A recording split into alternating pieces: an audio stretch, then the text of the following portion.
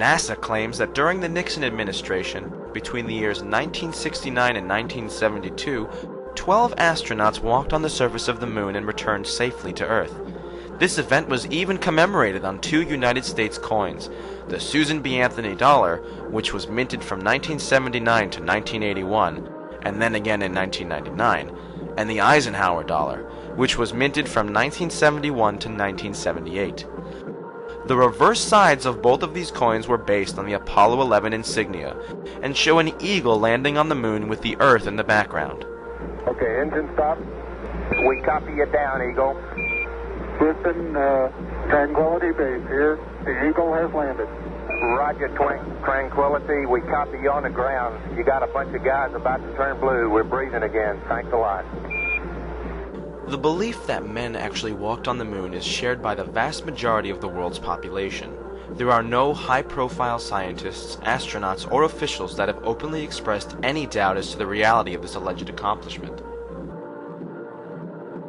The only exception to this is former United States President William Jefferson Clinton. In his autobiography, My Life, published in 2004, he states on page 156, "Just a month before, Apollo 11 astronauts Buzz Aldrin and Neil Armstrong had left their colleague Michael Collins aboard spaceship Columbia and walked on the moon, beating by 5 months President Kennedy's goal of putting a man on the moon before the decade was out. The old carpenter asked me if I really believed it had happened. I said sure, I saw it on television. He disagreed. He said that he didn't believe it for a minute, that them television fellers could make things look real that weren't. Back then I thought he was a crank. During my 8 years in Washington, I saw some things on TV that made me wonder if he wasn't ahead of his time." To simplify, what Clinton says is that a gentleman expressed doubt in the Apollo claims, and he wonders whether that gentleman was correct.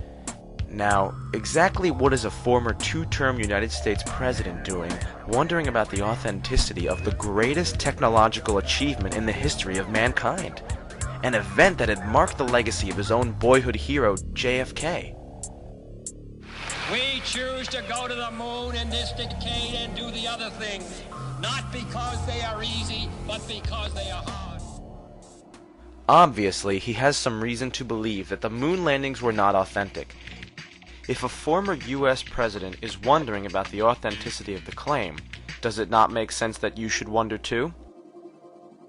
One can imagine why a former president would not want to come right out and blow the whistle by unequivocally stating his true beliefs. But he did, probably for the sake of his legacy, want to have it recorded that he did subtly flag the issue for those paying attention, and he flagged it by using the old carpenter acquaintance to get his point across.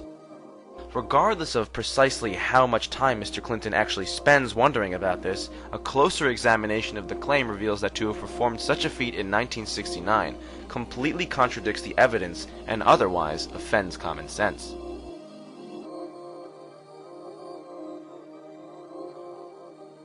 Port stage pushed. Engine arm is destined. Okay, I'm going to get the pro. 99, proceeded. 3, 2, 1. Ignition. Run away, Houston. Checks are good. Ag start. Pitch over. The last alleged mission to the moon was Apollo 17, which NASA says took place in December of 1972. Since then, absolutely no country claims to have sent astronauts or even animals more than 400 miles above the surface of the Earth. In recent years, Space Shuttle astronauts completed a trip wherein they attained a maximum altitude of 365 miles.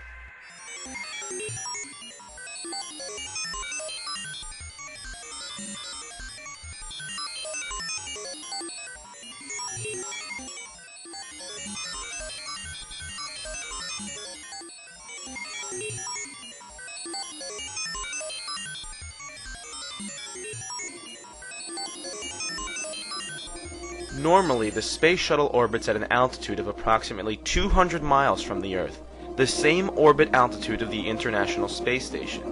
Now, you might be asking, why exactly is this maximum distance from Earth relevant to our discussion? Well, let's put it this way. The Moon is 240,000 miles away from the Earth. The diameter of the Earth is 8,000 miles.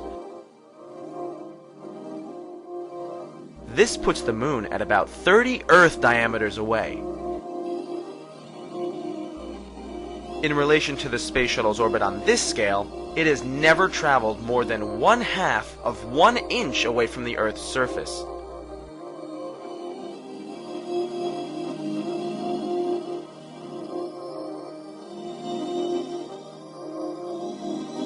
Six, 5, 3 main engines up and burning, 2, 1, and liftoff. Just getting into orbit is no small feat, as is illustrated by the fact that in all of recorded history, only 3 countries, the United States, China, and Russia, have been able to put a human just into orbit and never being more than 400 miles from Earth.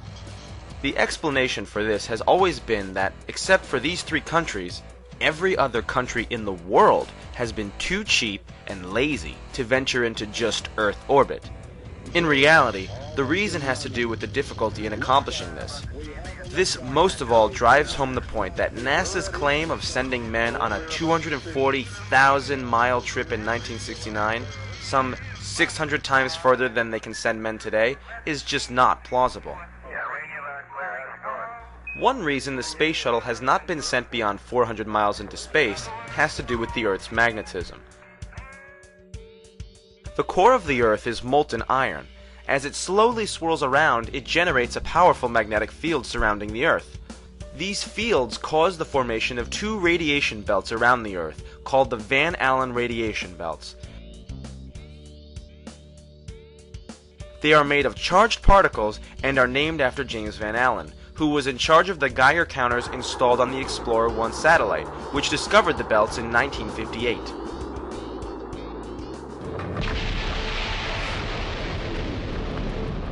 These belts are formed by trapped charged particles. The magnetic field traps these particles that originate from the Sun. They then spiral around the lines of the Earth's magnetic field, going back and forth between magnetic poles. As pointed out by Ralph Renee, author of NASA Mooned America, Dr. James Van Allen published an article in the March 1959 issue of Scientific American that described the danger in traveling through these belts. In this article, entitled Radiation Belts Around the Earth, on page 47 of this issue, Van Allen states, "Our measurements show that the maximum radiation level as of 1958 is equivalent to between 10 and 100 Roentgens per hour, depending on the still undetermined proportion of protons to electrons. Since a human being exposed for 2 days to even 10 Roentgens would have only an even chance of survival, the radiation belts obviously present an obstacle to spaceflight. If anyone ever really does go through these belts, it will become apparent just how lethal they really are to humans." Other than the alleged Apollo trips, all other manned spacecraft have stayed below the belts. These belts do not officially begin until an altitude of 1,000 miles is reached. But when one space shuttle crew was brave enough to go nearly 400 miles above the Earth, they started to experience some unusual effects. They reported seeing shooting stars, which were a result of the radiation hitting the retinas of their eyes.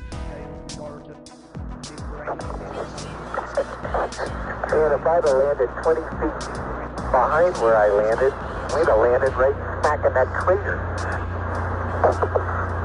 When interviewed, Alan Bean of Apollo 12 initially stated that he had not gone through the belts and did not observe any effects caused by them. Any ill effects from the Van Allen radiation belts? No. Now, I'm not sure we went far enough out to encounter the Van Allen radiation belt. Maybe we did.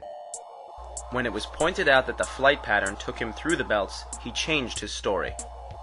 The belts are 1,000 miles to 25,000 miles above the Earth. Then we went right out through them. No effects on your cells? We didn't even know it. I don't think anybody, well, maybe somebody said you went through the radiation belt, but we didn't feel it inside, and we didn't get any, added radiation. The space shuttle went to 365 miles a few years ago. Because I worked in news. I saw CNN.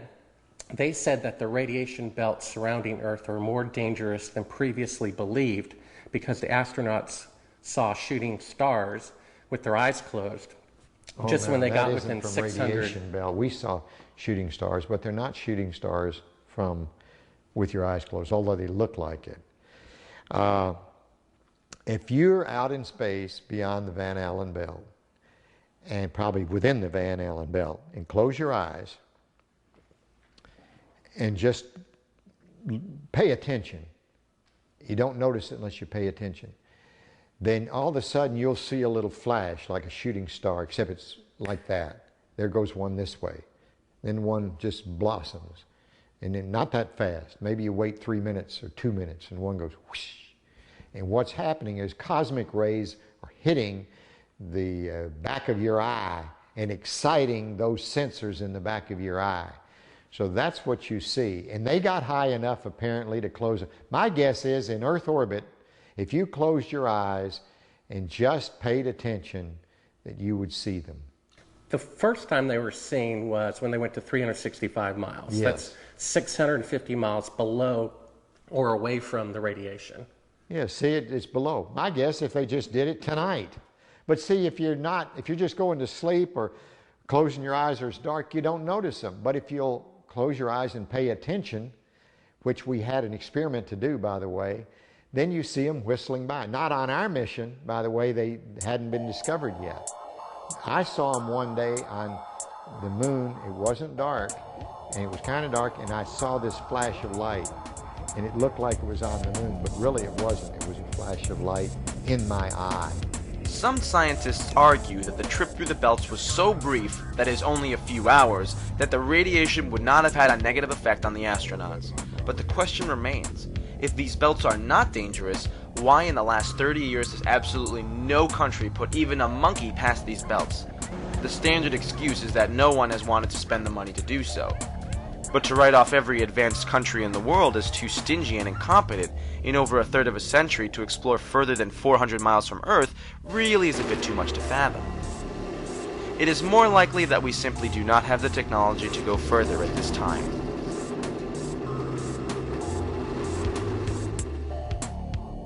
Try to imagine the flight pattern of the Apollo moon missions. NASA says that 3 astronauts took off in a multi-stage rocket, and then 3 days later were in lunar orbit some 60 miles above the moon's surface, going about 4,000 miles per hour, or a little over Mach 6. Then, the spacecraft separated into 2 modules. One astronaut stayed in lunar orbit in the CSM. The other 2 flew down to the surface of the moon in the lunar module. 10 feet. Contact. Engine stop. Okay, Houston, the Challenger has landed. The first question that immediately comes to mind is how they were able to design a craft on Earth that would perform so well under quite different conditions on the moon, namely in a vacuum and in 1/6 gravity, without killing anyone. The Lunar Landing Research Vehicle used to train the astronauts for a landing had a jet engine, which of course would never have worked out in the vacuum of space. NASA's answer to this is that the simulator provided 5/6 or 83% of the propulsion to simulate the amount of thrust that the rocket engine would need to lift the craft while flying down to the surface of the moon.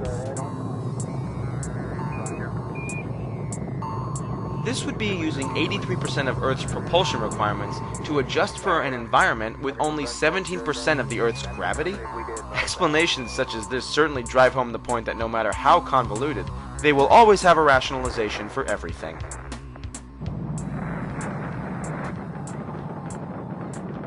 After supposedly landing on the moon during Apollo 17, 2 astronauts allegedly spent 3 days there.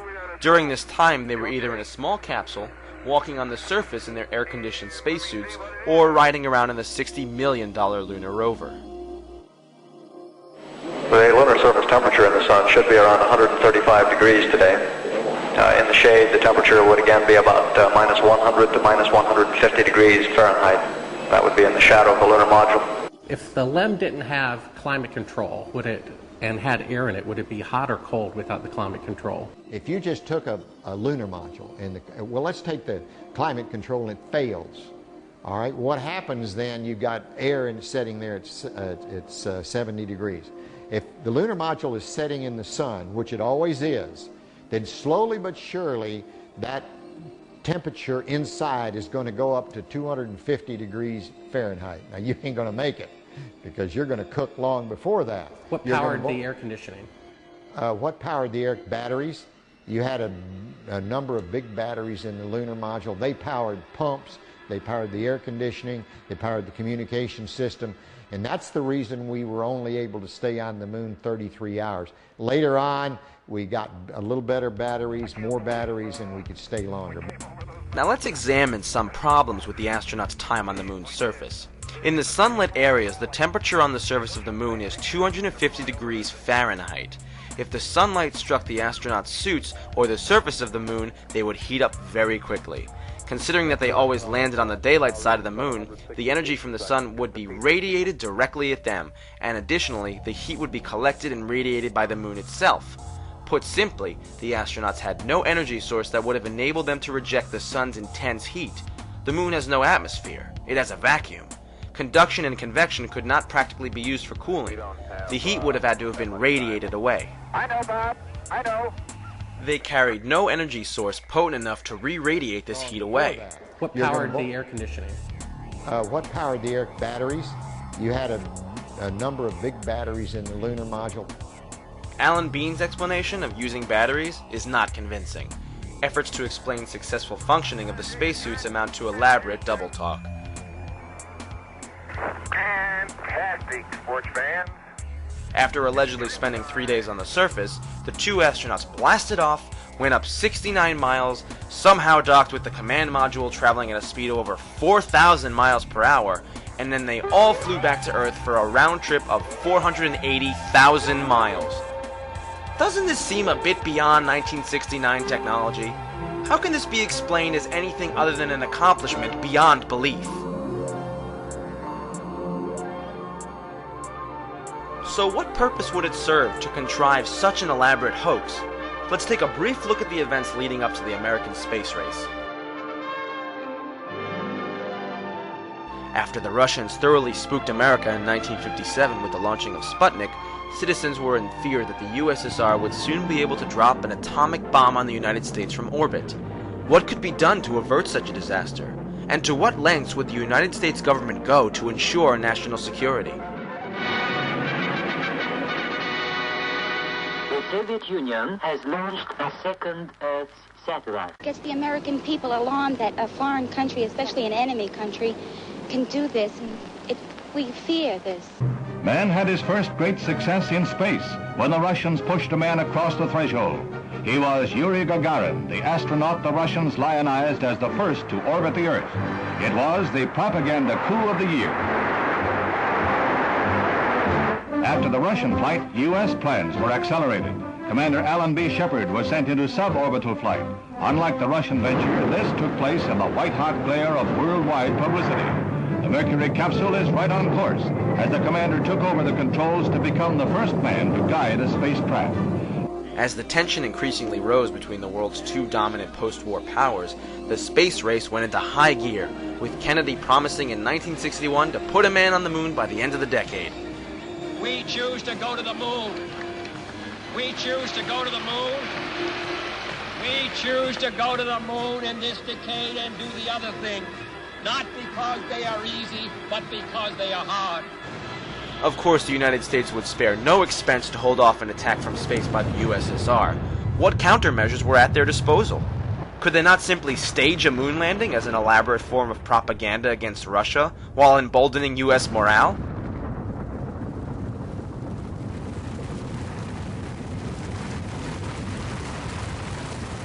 High in the volcanic mountains of Arizona, a little piece of the moon was recreated on Earth.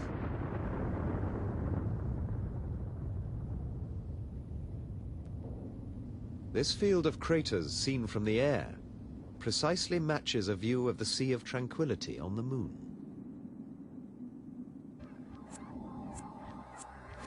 It is common in the history of warfare to intimidate your foe by means of deception. For example, during World War II, the Allies placed inflatable tanks on the battlefield to make the enemy think they were confronting a more formidable foe. One could say that the Apollo bluff worked, as there never was a nuclear war. Yet, no one has ever come forward and actually admitted to this deception long after the Cold War hostilities have ceased. I don't care what you say. I went to the moon and back, and everyone that's a scientist knows it. Now, if you want to not believe it, it's okay, you know? It's okay. It's a better story. It just happens to be a lie, that's all. I probably would have done what the other 6 did, because I'm just as stubborn as anybody else. I said, I don't need to prove to you that I went to the moon. I know I went. Well, I know for a fact you didn't walk on the moon. I've seen the footage. That's fine. It's okay if you know it. Do you understand that? You can have any opinion you want. That's what's wonderful about this country.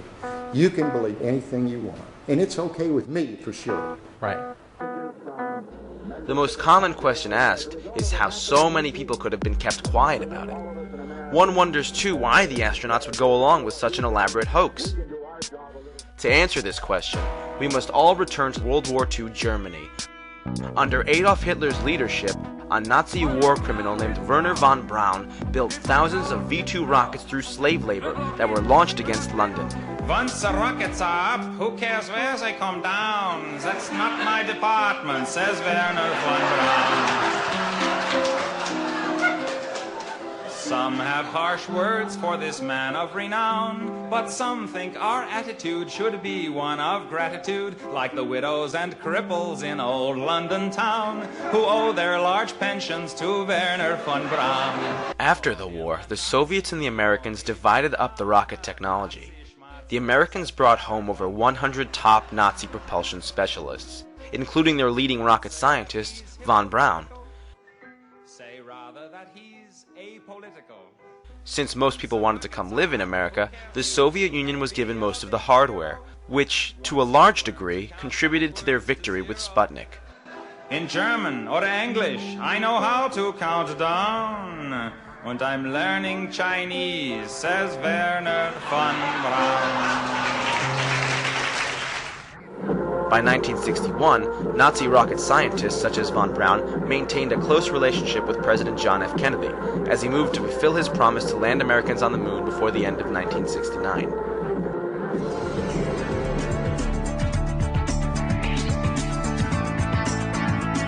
Yet today, NASA says it will be 2018 before we go back to the moon, despite having supposedly been there over 35 years ago.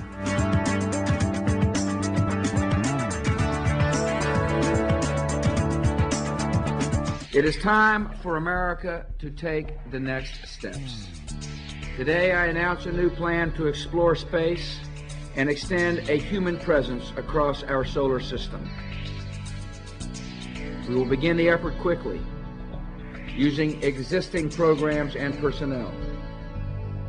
We'll make steady progress. One mission, one voyage, one landing at a time.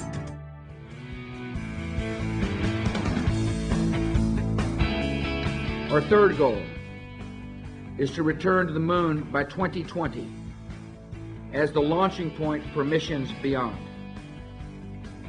Beginning no later than 2008, we will send a series of robotic missions to the lunar surface to research and prepare for future human exploration.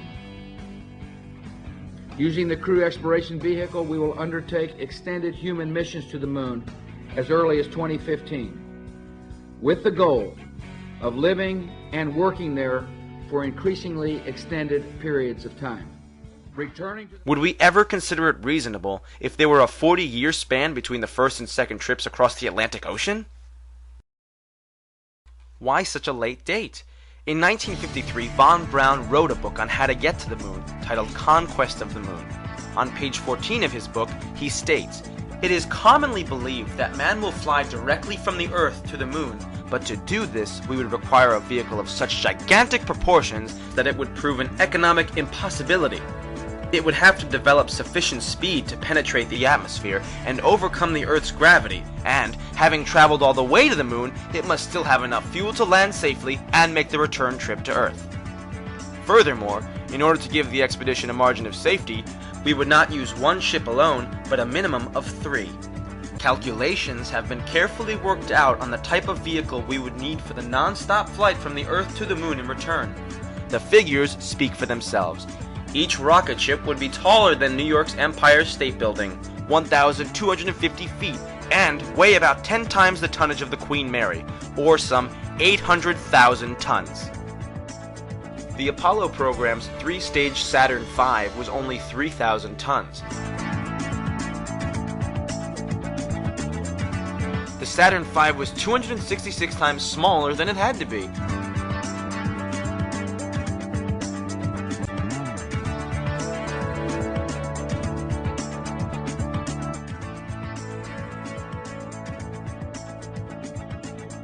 Von Braun was certain that the way to get to the moon would first require that a space station be built, with the rocket parts being ferried there for final construction.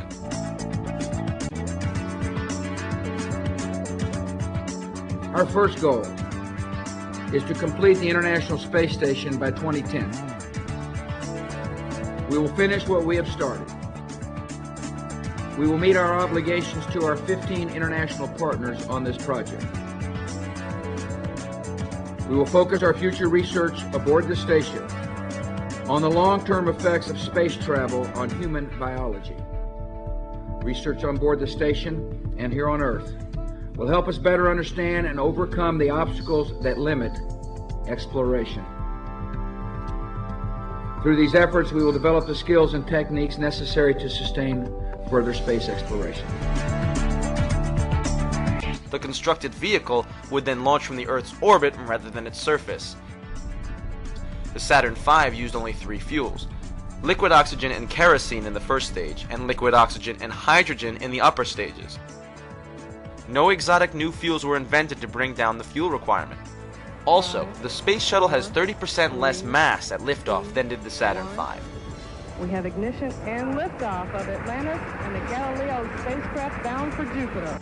Yet has never attempted to travel beyond the 400-mile altitude. With Kennedy's promise, the space race was in full swing.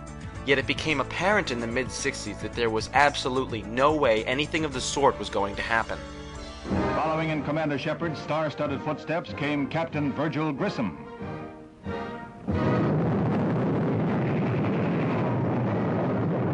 Everything is A-OK until the heartbreaking finale. As the captain prepared to leave the capsule, explosive bolts on the escape hatch let go, and the Mercury is lost. However, the moon gets closer. The leading astronaut of the day, Gus Grissom, was slated to be the first man to walk on the moon. He was an outspoken man with the highest level of integrity. There was no way he would lie for anyone. He was also an outspoken critic of the dilapidated state of the moon program.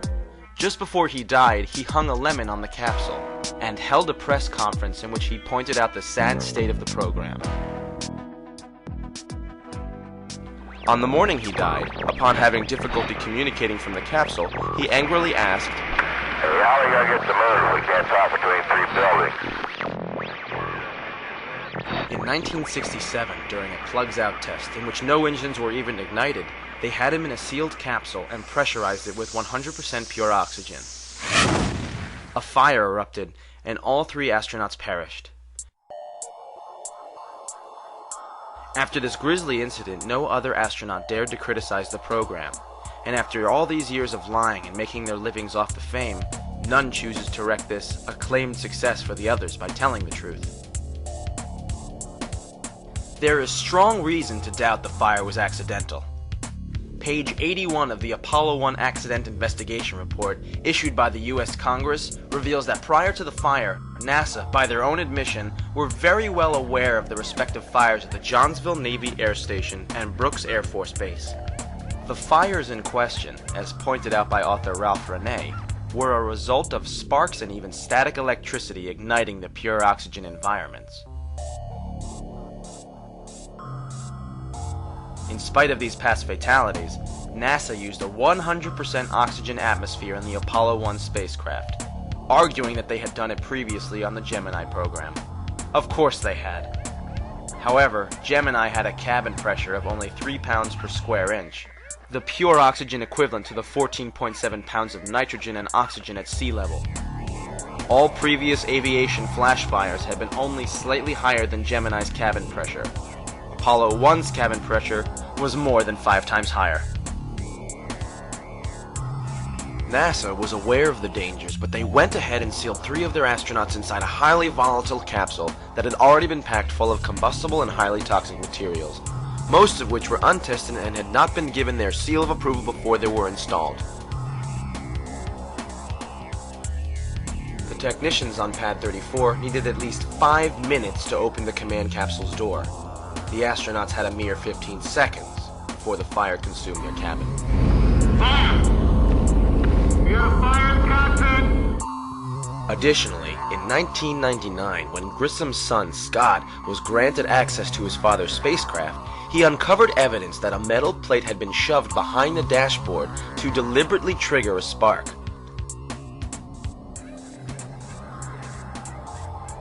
Keep in mind that many of these scientists were war criminals imported from Hitler's Germany.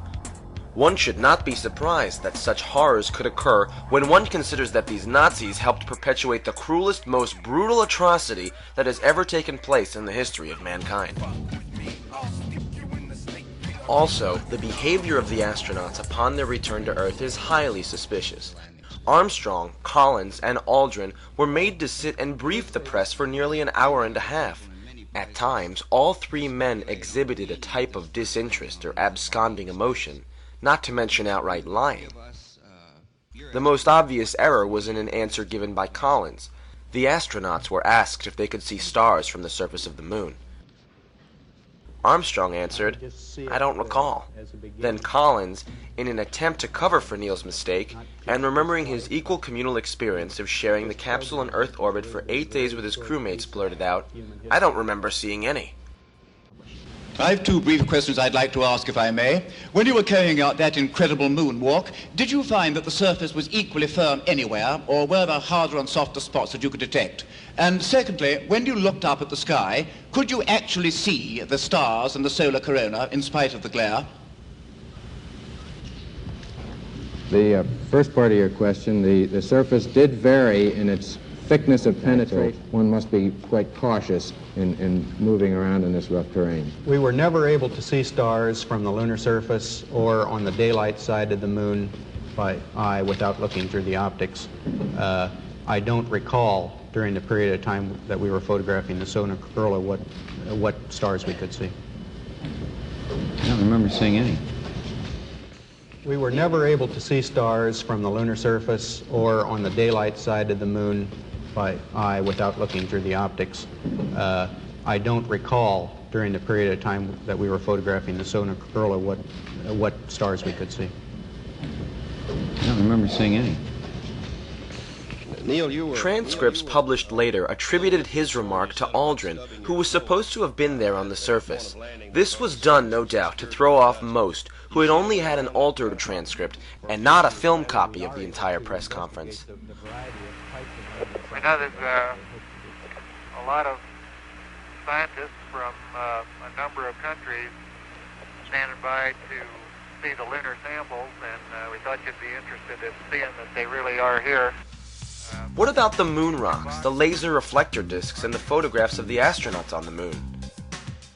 The Apollo samples are not rocks gathered during moonwalks. They are, in fact, meteorites that were specifically gathered on Earth by von Braun himself before the moon landing ever took place. After Kennedy declared that we would land on the moon by the end of the decade, the race to the moon was in full force. So why would von Braun, who was supposed to be working feverishly on the Saturn V rocket, need to go to Antarctica? In the May 1967 Popular Science article entitled A Spaceman's Look at Antarctica, page 114 to 116, von Braun states, "It may well be smart to test lunar vehicles or surface drills in Antarctica before taking them to the moon." This was never done. He did, however, meet up with the Penguins. In reality, the real reason for the trip was to gather meteorites that could be passed off as moon rocks.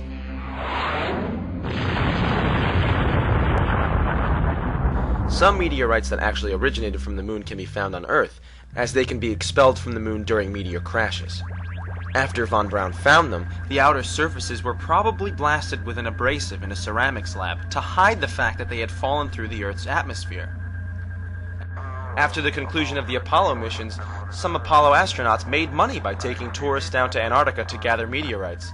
Due to the contrast with the landscape, meteorites are easier to spot there.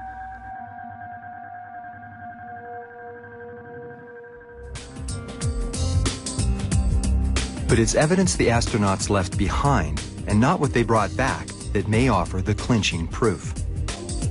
Each successful moon mission set up a range of experiments. More than 30 years after Apollo 11, one of them continues to operate, the Lunar Laser Ranger. There were two major experiments. One was a series of corner reflectors to reflect laser beams from the Earth sent to the moon that then, because of the geometry of these corner reflectors, would send the beam back in exactly the direction that it came from. High up in the Davis Mountain Range, the McDonald Observatory in Texas continues to gather information from the experiment. In 33 years, no one has showed up. No one has come and talked to us. Jerry Wyatt would welcome a visit from the conspiracy theorists.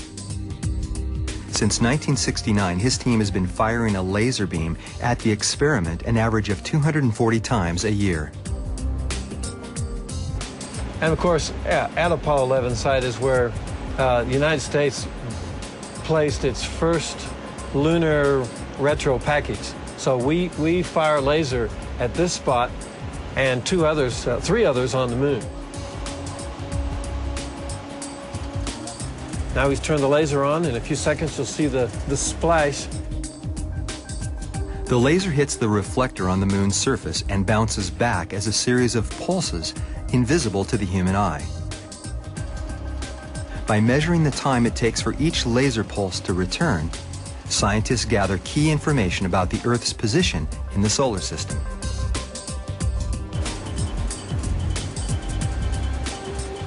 That's not light coming from the moon. The splash you see is light coming from the end of our own telescope. That's the first spot where a man walked on the moon. Our search for the truth has revealed the definitive answer. Maybe that's why conspiracy theorists have so little to say on this subject. The December 1966 issue of National Geographic explains why no such reflectors are needed to bounce signals off the moon. This is detailed in The Laser's Bright Magic by Thomas Malloy. On page 876, he states, 4 years ago, a ruby laser considerably smaller than those now available shot a series of pulses at the moon, 240,000 miles away. The beams illuminated a spot less than 2 miles in diameter and were reflected back to Earth with enough strength to be measured by ultra-sensitive electronic equipment. It should also be noted that many types of signals can be bounced off the moon, even without such reflectors.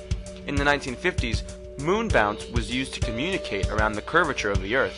That is, if you were in the military and wanted to talk to someone in Hawaii from California, you would bounce your conversation off of the moon.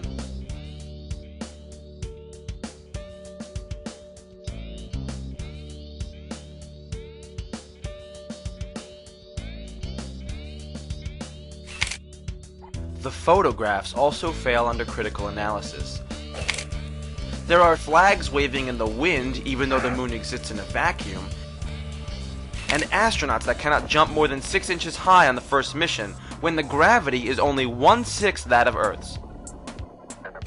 But just the sheer perfection of the setups and appearances of the photos is enough to make you wonder whether they were shot in a studio.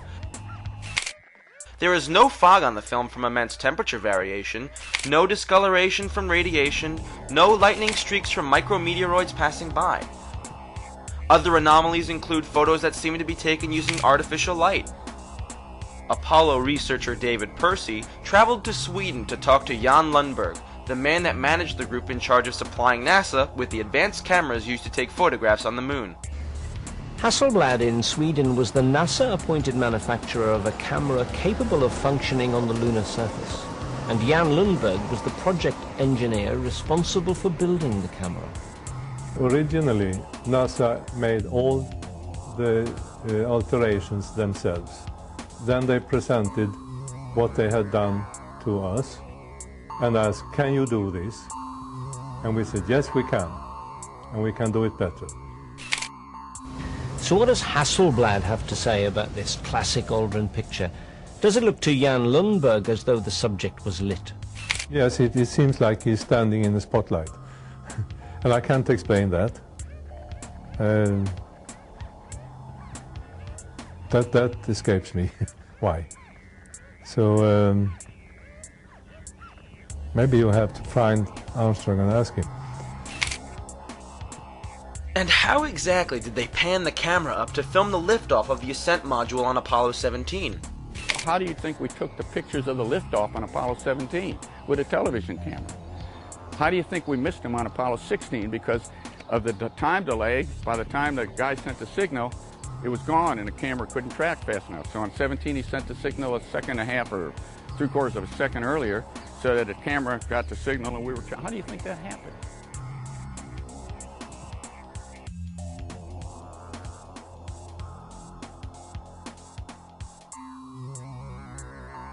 I've got a book telling me I didn't go to the moon, that thick, okay? There's a book there when you can't see stars in the daytime and the shadows interact with. I don't give a damn about all that. Remember too, while the thousands of NASA employees did help them achieve Earth orbit, beyond that, all information fed to the press and public was from the government, and there was no independent reporting. That's one small step for man,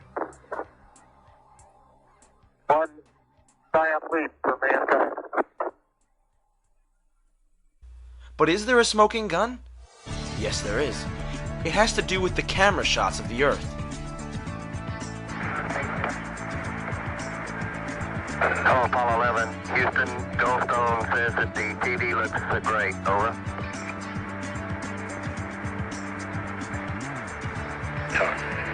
Okay, Roger.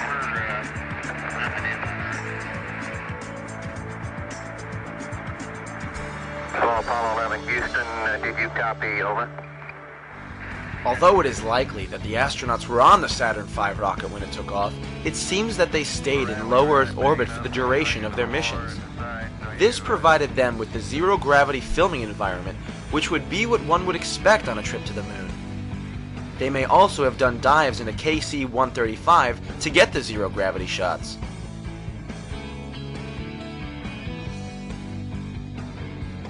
Yet there is one segment that clearly shows the behind-the-scenes chicanery that is going on. At one point, the crew says they are 130,000 miles out, or just halfway to the moon. Roger, Houston, Apollo 11. Calling in from about 130,000 miles out. And we'll zoom our camera in slowly. They say that they have the camera pointing toward the only window that is facing the Earth.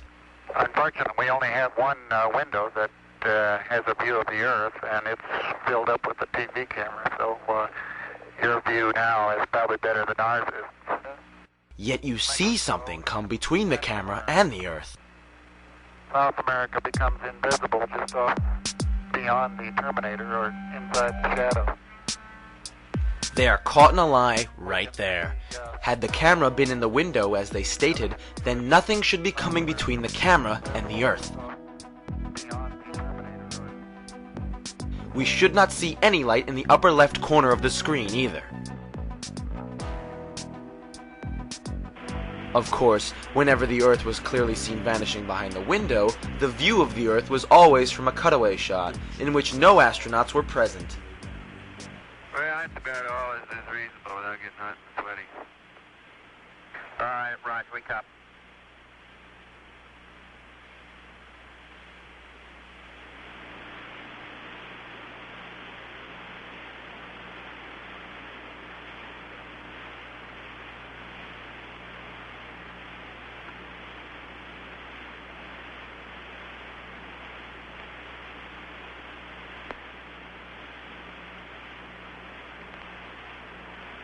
In this circumstance, it was probably a globe on the outside of a mock command capsule in a studio environment. But in this other video, it is easy to see how a different method of trick photography was used. They had placed a transparency over the window to make the window look like the Earth. You can actually see a corner of this transparency pulled away from the window when the lights come on. Can't quite make out who that had.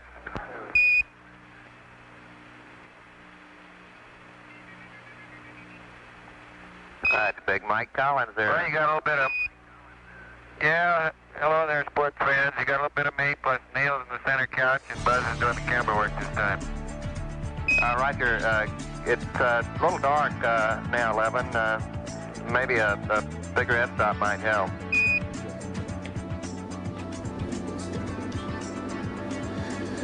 This is, what is this? Oh, this is a shot from 130,000 miles out. I guess it's from approaching. It's from approaching the moon, looking back at the Earth. Now, I've seen this on a couple of flights. Was this something that you got? Although this is from Apollo 11, did you shoot a shot of the Earth like this? So you had a TV camera in the spacecraft. That's correct. And this is, I guess, the Earth zoomed in at a distance. Yep, seems to be. I think it's shot a little bit halfway to the moon. Now it's kind of, I guess the cloud cover looks. That's what you're looking at. Now what is that right there? What is what? There's like an arm. It looks like hair on an arm getting in front of the window. Maybe somebody got their arm in front now of it. I thought that was the arm of God moving across the Earth. I couldn't quite figure that out. I suspect that was the edge of the window, more than likely, that they were shooting at. What did the Earth look like from a great distance? There it is like again, that. 130,000 miles out. About like that. So it's pretty small at the distance of the moon? Yes, but I think the better images are the Hasselblad images that have been taken on every flight and are the most published pictures in the history of the world. What is that in the top left? If that's the Earth, is that like another spacecraft? No. That, I have no idea what that is. It's some aberration on the film of some sort. Oh, those are shadows, I think. Or reflections, probably reflections that are just reflecting. Run that back again so we get another shot of it. If you're going to press me on this, I'm not going to talk to you anymore because I won't pursue this. All of this attempt to say the Apollo programs were fake is just sheer nonsense. And you can talk till hell freezes over, and you're wrong. Okay? Well, would you affirm? I won't continue on this line. Okay, turn off the camera. Your interview is done. I've given you all the time I'm going to give you. Okie dokie. Good to meet you. I don't say it's a pleasure. Understand. Please get your ass out of my house. Okay. And you came here under false pretenses, and I think you're an asshole. Well, and if you continue this, and if you press us, I will personally take you to court. I hope that you do. I invite you to. I'm going to give you my card so you can arrange that. And I'm encouraging you to arrange. You're frankly not worth it. No, we have you on the record saying you'll take me to court. I hope you do. Because we have proof that would prove it in a court of law that Apollo 11 didn't go to the moon. And I think it's something that you should see. I don't say that lightly, believe me. I don't say it lightly. You have joking, sir. People can have fun. And maybe do that if they feel like they want to have a little fun on a trip to the moon. And as an independent producer, okay, we're heading out. Doing that is against moral ethics. Lying about going to the moon is a satanic lie of gigantic proportions. I don't hit people, but you're going to be on the deck unless you... I'm heading out. I appreciate it. And get the hell out of my house. You ever get a gun and shoot them at them before they get out of the office? We have a video camera running if you want to do it. Right. That would be great footage for us. See you later. In court, I hope. Want to call the CIA? Have them whacked? Someone prompting you. That is why they want to be interior. You believe in UFOs? You believe we've been visited by... Well, why do you want to believe this? I know for a fact. I've had this analyzed. And this is the window. And you're it's dated by an atomic clock at the Goldstone tracking station that's on the tape. Well, you're talking to the wrong guy. Why don't you talk to the administrator at NASA? We're passengers. We're guys going on a flight. We're not... I know for a fact that it is. You really like attention, don't you? You're the one who said you walked on the moon when you didn't. Calling the kettle black, if I ever thought of it. Saying I misrepresented myself. Away from me. You're a coward and a liar and a thief.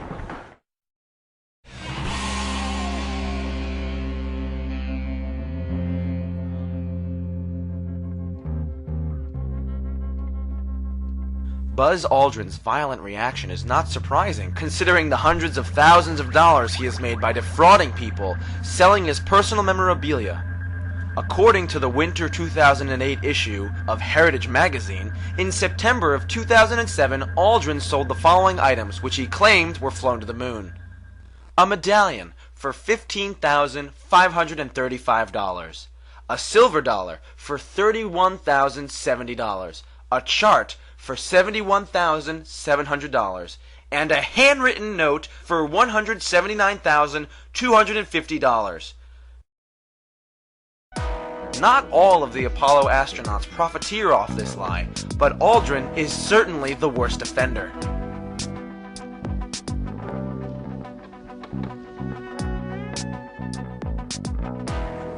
Mr. Armstrong, Bart Sibrel, ABC Digital. Wanted to give you the opportunity to swear in the Bible that you walked on the moon. Will you put your left hand on the Bible and swear to God that you walked on the moon? Gentlemen. Mr. Sibrel. Yes? If you really walked on the moon, why would you not do that? So why don't you just put the end to the record in the argument and put your hand on the Bible, swear to God you walked on the moon. Mr. Sibrel, knowing you, that's probably a fake Bible. Really? Well, no, it's a real Bible. You have the opportunity to have $5,000. The meeting is not open. Well, you have $5,000 cash. You can give it to charity if you swear on the Bible that you walked on the moon. Please I have give the it to tape. charity. It'd be fine. Why don't you swear to... Why not? Why won't you do it? So why don't you put your hand on the Bible and swear to God that you walked on the moon? Mr. Sibrel has made a fool of himself in front of the world. Mr. Sibrel, you do not deserve answers. The difficulties one would encounter while trying to land a man on the moon and return safely to Earth are truly astounding. The moon has a harsh environment, with the surface temperature ranging from minus 170 degrees Fahrenheit in the shadows to 250 degrees Fahrenheit in the sunlight. It is also a vacuum. To think that men made it there and back a third of a century ago is quite a stretch. This should be apparent when one looks at how the space shuttle has fared going only 1/600th the distance that Apollo claims to have gone. 220 miles above northeastern Africa. After 3 men died in the capsule during the simulation in 1967, it was just 2 years later that men were walking around on the moon. This is less time than it took to launch the space shuttle again after its burn-up on re-entry in 2003.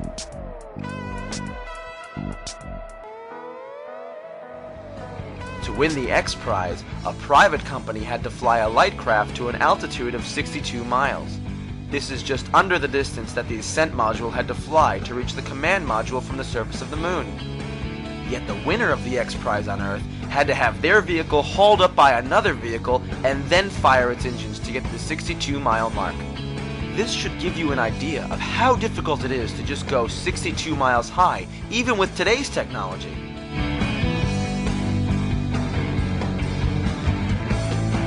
Then, add to the fact that the ascent module, with its very low mass fraction, would have had to accelerate to over Mach 6 to dock with the command module, and the fictional nature of the event becomes self-evident.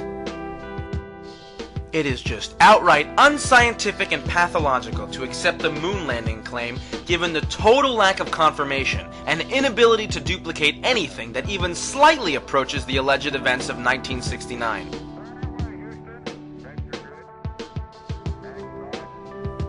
Of course, by far the greatest mystery in all this is why the scientific community continues to fall for all this and accept it unquestioningly. Is science just another religion that has its sacred cows? If you want to stay in the club, must you defend the beloved cow no matter how badly it stinks? Since nearly all of academia is dependent on funding from the federal government, any scientist brave enough to speak the truth would be committing career suicide. Scientists realize this, and therefore will not let their minds examine this objectively for even a moment. They all just prefer to run with the herd. As victims of cognitive dissonance, so-called scientists argue in support of the moon landings out of reflex. If one examines a timeline of aviation and space travel milestones, this contradiction of logic becomes apparent. Consider Kitty Hawk in 1903, Lindbergh crossing the Atlantic in 1927, Sputnik in 1957, through the space shuttle in the latter part of the 20th century. These were all within 400 miles of Earth. Yet the alleged moon landings of the late 60s purportedly took astronauts 240,000 miles away from the Earth. The Apollo missions, therefore, stick out as a fantastic statistical anomaly, and without any other similar events to confirm or duplicate the hypothesized event, 1/3 of a century since, the scientific method requires that they be discarded. This being the case, no one that believes the moon landing claims should be allowed to call themselves a scientist. The Cold War provided the perfect motivation for the deception. Under the specter of a nuclear threat from the Soviets, and in the shadow of the Bay of Pigs invasion, it is easy to imagine those involved believing that it was their patriotic duty to help bluff the Soviets into thinking we had military superiority. It apparently worked. A nuclear war was never fought, so we are certainly in no position to second-guess the military strategy that the government employed. With the space race officially ending with this achievement, Nixon was quick to seize the spotlight by becoming the first U.S. president to visit Moscow. Cooperation for joint space missions quickly became the topic of discussion between the leaders, ushering in détente, an easing of tensions between the two superpowers. As you're probably well aware, we are still working on other programs, Skylab being the prime effort starting in the spring of next year. We're also working on the cooperative mission with the Russians, which will take place in 1975. And of course, we've got quite a few of the flight control team as well as other center elements involved in the work on the shuttle. So it's the start of a new era, I hope. It is easy to see why the government would want to perpetuate such a myth, even after the military objectives were achieved. The alleged accomplishment is a source of national pride, and no one wants to be the one to remove this source of pride. It would also not come as a surprise to find out that in upper levels of certain agencies, the moon landing hoax is actually somewhat of an inside joke, in that within these institutions, those that have attained a certain level are entrusted with this secret information.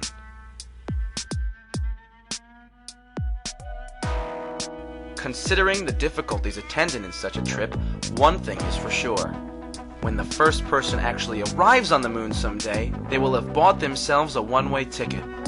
An exploratory voyage of this magnitude does not lend itself so easily to a return.